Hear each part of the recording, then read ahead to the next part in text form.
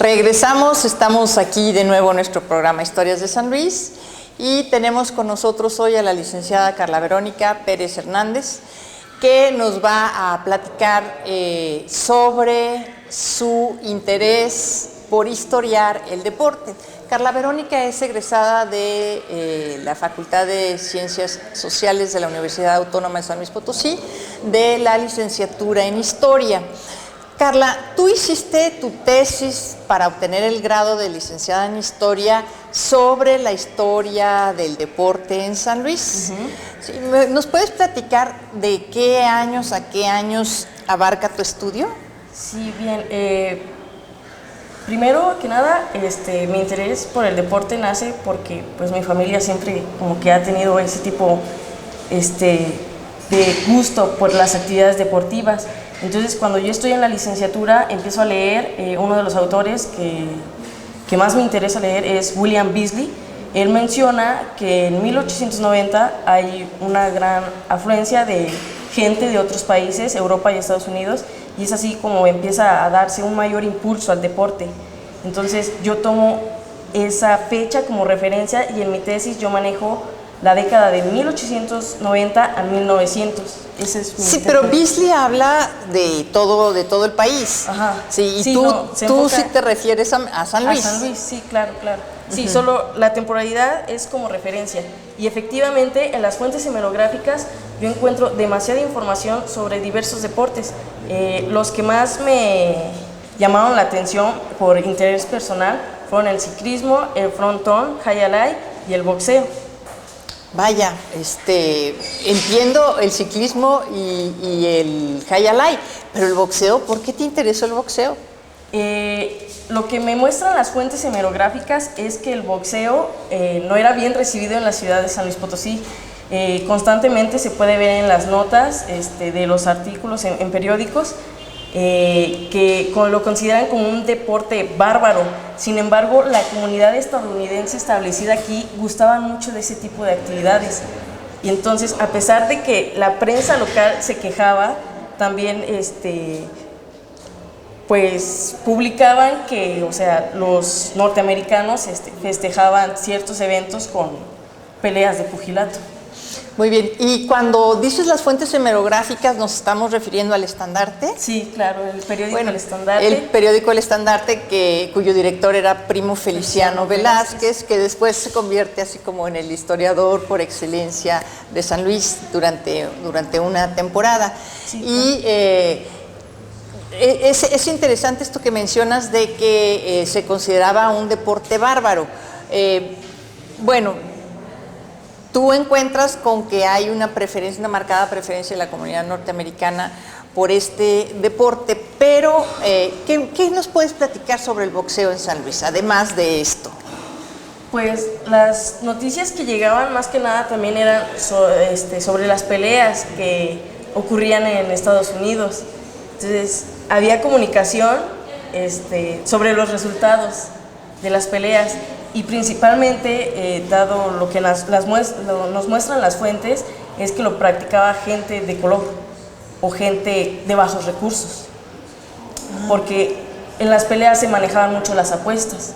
Entonces era una manera de ingreso, de dinero, pero también era considerado ilegal. De hecho, el boxeo, como deporte oficial, se maneja hasta principios del siglo XX. En 1901, si mal no recuerdo, es cuando se legaliza el deporte, es cuando se ve como un deporte pues, institucionalizado. Muy bien. Oye, ¿y el ciclismo? ¿Qué nos puedes decir sobre el ciclismo? El ciclismo fue un deporte que causó revolución aquí en San Luis. De hecho, en 1894 se mandó a hacer un velódromo aquí en la parte oriental de la Alameda. De hecho, en el libro de Raúl Palacios, él hace una imagen física de cómo se supone que era el velódromo en aquel entonces. Tenía cancha de tenis, de béisbol, también un salón que utilizaban como pista de patinaje. Sí.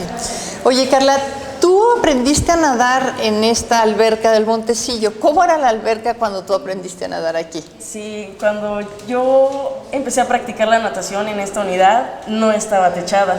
era al aire libre y sí las máquinas que utilizaban para calentar el agua, pues sí ayudaban, pero no mucho, porque la alberca, como es olímpica, es muy grande. Entonces, mantener la temperatura de un espacio tan grande era muy difícil. Sin embargo, por lo que yo noté, eso no impedía que los usuarios pues frecuentaran esta unidad. La unidad siempre estaba llena, siempre había personas adultas, jóvenes y niños desde como 3, 4 años de edad, pues los ponían a la orilla de la alberca a que aprendieran lo básico, que era flotar, saber respirar y cosas así. Muy bien.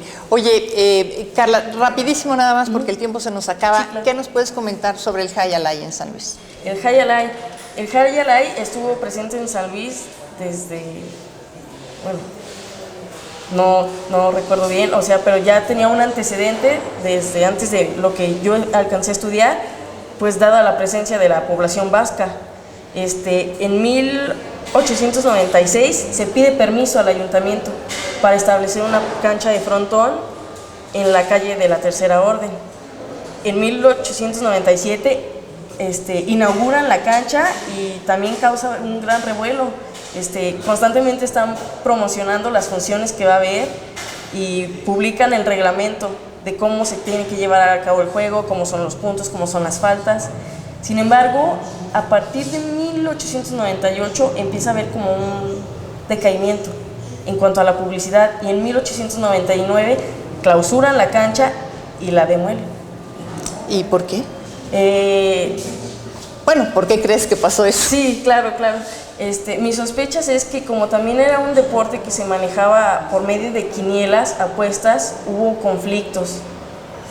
Porque pues las apuestas no eran bien vistas en aquel tiempo. No, eran ilegales. Eran ilegales aparte. Sí. Entonces, bueno, Carla, ¿y cuál es la importancia de el estudio del deporte desde un punto de vista histórico, con una perspectiva histórica? ¿Cuál es la importancia? Pues la importancia yo creo que es